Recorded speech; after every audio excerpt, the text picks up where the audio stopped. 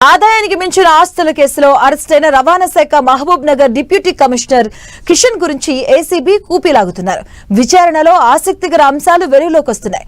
Old బోయినపల్లిలోని Kishan ఇంట్లో ACB తనిఖీలు చేపట్టిన నేపథ్యంలోనే అల్వాల్ హిల్స్ ప్రాంతంలో ఓ వ్యక్తి కుటుంబం సహా అదృశ్యమయ్యాడు. దీనిపై ఏసీబీ మరింత లోతుగా ఆరా తీయగా ఆ వ్యక్తి కిషన్ కు సమీప బంధువుగా తేలింది. వాస్తవానికి కిషన్ బంధువులు, సన్నిహితులు ఇళ్ల స్థలాలకు సంబంధించి 11 చోట్ల ఏకకాలంలో సోదాలు నిర్వహించిన సమయంలో అల్వాల్ హిల్స్ లోని ఆ వ్యక్తి ఇంటిపై దృష్టి సారించలేదు. అతడు అదృశ్యమైనట్లు తెలియడంతో కిషన్ ను విచారించి కీలక వివరాలు రాబట్టారు. అల్వాల్ హిల్స్ లోని ఆ G+1 భవనం కిషన్ బంధువు పేరుతోనే ఉన్నట్లుగా గుర్తించిన ఏసీబీ అధికారులు ఆ ప్రాంతంలో తనను తాను సాఫ్ట్వేర్ ఇంజనీర్ గా చెప్పుకున్న ఆ వ్యక్తి కిషన్ కు ప్రైవేట్ డ్రైవర్ గా వ్యవహరించినట్లుగా ఏసీబీ దర్యాప్తులో తేలింది. అతడికి కిషన్ నెలకు 20,000 వేతనం చొప్పున ఇస్తున్నట్టుగా వెల్లడైంది. ఇక అతడి పేరిట లక్షల విలువైన భవనం ఉండడంతో కిషన్ బినామీగా ఏసీబీ అధికారులు అనుమానిస్తున్నారు.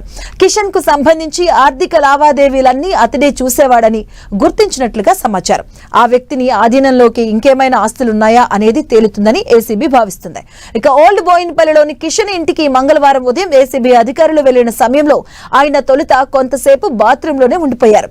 ఆ సమయంలోనే అల్వాల్ హిల్స్ లోని తన సమీప బంధువును అప్రమత్తం చేసి ఉంటారని, మరికొందరికి సమాచారం ఇచ్చి ఉంటారని అనుమానిస్తున్నారు.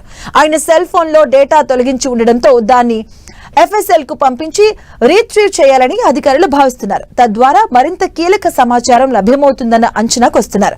కిషన్ ను కస్టడీలోకి తీసుకుని విచారిస్తే బ్యాంకు లాకర్లతో పాటుగా మరిన్ని ఆస్తుల గురించి తెలిసే అవకాశం ఉందనే ఉద్దేశంతో సోమవారం న్యాయస్థానంలో పిటిషన్ వేయాలని అధికారులు భావిస్తున్నారు.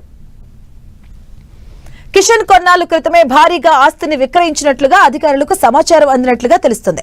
మహబూబ్ నగర్ లోని తన స్థలంలో డెవలపర్ నిర్మించిన అపార్ట్మెంట్ లో 40% వాటాగా వచ్చిన ఫ్లాట్స్ ను అమ్మేసినట్లుగా గుర్తించారని సమాచారం.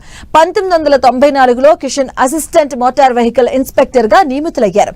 ఉప్పల్, కామారెడ్డి, మద్నూర్లలో పనిచేశారు. 2005లో ఎంవీఐగా పదోన్నతి పొంది ఆర్మూర్, మద్నూర్, బోధన్, నిజామాబాద్, మేడ్చల్లో విధులు నిర్వర్తించారు.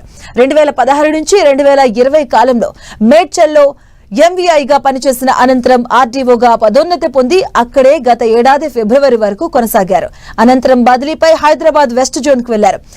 డీటీసీగా పదోన్నతి అనంతరం ఏసీబీకి చిక్కే వరకు మహబూబ్ నగర్ లో పనిచేయడం జరిగింది.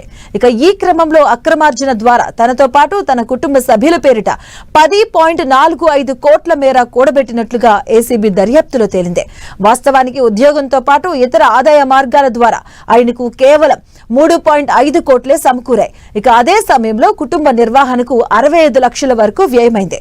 ఇక ఈ లెక్కన 2.85 కోట్ల విలువకు సమానమైన ఆస్తిపాస్తులు మాత్రమే ఉండాలి.